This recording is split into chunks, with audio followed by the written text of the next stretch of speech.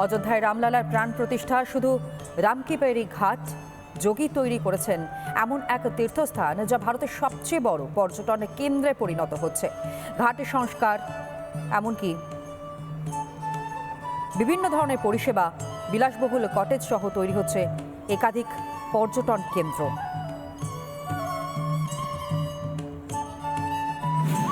যোগী আদিত্যনাথ একটা বুদ্ধিমত্তার কাজ করেছেন এবং খুব ইন্টেলিজেন্টলি ইউপি সরকার এই কাজটা করেছে।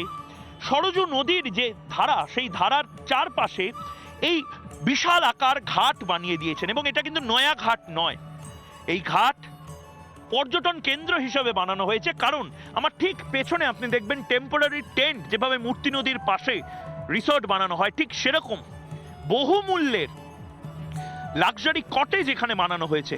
এবং এই কটেজগুলোতে যারা মন্দিরে এসছিলেন সেলিব্রিটিরা, রজনীকান্ত থেকে শুরু করে, অনুপম খের থেকে শুরু করে, অমিতাভ বচ্চন, অভিষেক বচ্চন, দীপিকা পাদুকোন থেকে শুরু করে বিরাট কোহলি, সচিন তেন্ডুলকর, সবার জন্য এই টেন্টগুলো রেখে দেওয়া হয়েছিল, এই কটেজগুলো রেখে দেওয়া হয়েছিল। এবং সেখানে আপনি বহুমূল্যে কিছু গাড়িও দেখতে পারবেন। এই যে গোটা ইনফ্রাস্ট্রাকচারটা তৈরি হচ্ছে এবং আরও যে তৈরি এখনো চলছে কাজ, এবং তার পাশে অভূতপূর্ব কিছু ক্যাফে করে দেওয়া হয়েছে এবং তার পাশে লাক্সারি কটেজের যে হাট, সেই হাট করা হয়েছে।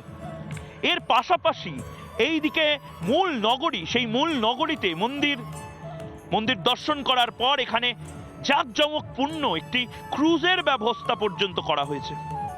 এবং আমি এখানকার যারা মানুষ তাদের সাথে কথা বলছিলাম, বহু জায়গা থেকে, হরিয়ানা, দিল্লি থেকে বহু ছোট ছোট ব্যবসা করেন, ফুচকা বিক্রি করছেন, পকোড়া বিক্রি করছেন, তারা বলছেন যে আমাদের 1,500-2,000 টাকা এই সময়ই এক এক দিনে আয় হয়ে যাচ্ছে। ভাবুন, 1,500-2,000 টাকা শুধু পকোড়া বিক্রি করে, শুধুমাত্র ঝালমুড়ি বিক্রি করে। মমতা বন্দ্যোপাধ্যায় হয়তো এক্ষেত্রে দাঁড়িয়ে, মুখ্যমন্ত্রী রাজ্যের, তিনি হয়তো এক্ষেত্রে দাঁড়িয়ে ঠিক যে প্রচুর টাকা হয়তো আমাদের যারা ছোট ছোট এভাবে চপের দোকান দিচ্ছেন বা মুড়ির দোকান দিচ্ছেন তারা আয় করতে পারেন, কিন্তু মমতা বন্দ্যোপাধ্যায়, মুখ্যমন্ত্রী মমতা বন্দ্যোপাধ্যায় বা তার ক্যাবিনেটকে তো এটাও বুঝতে হবে যে তার পাশাপাশি মন্দিরটা এবং মন্দিরকে ঘিরে যে ইকোনমি, যে অর্থনীতি, সেটা করাও প্রয়োজন।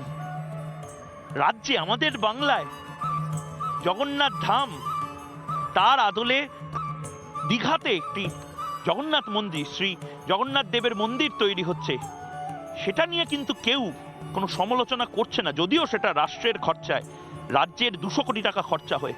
আর এখানে যে মন্দির, 500 বছরের যে লড়াই, সংগ্রাম, ইতিহাস, সভ্যতার লড়াই, তাকে কেন্দ্র করে যে এই মুহূর্তে মন্দিরটা তৈরি হচ্ছে এবং সেই মন্দিরকে কেন্দ্র করে যে ইকোনমি এবং তার পাশাপাশি ইনফ্রাস্ট্রাকচার ডেভেলপ হচ্ছে, সেইটা দেখালে, সেটা বললেই কেন ইন্ডিজোট পার্টনারদের এত গায়ে জ্বালা ধরছে, তার জবাব বাংলার মানুষ চায়।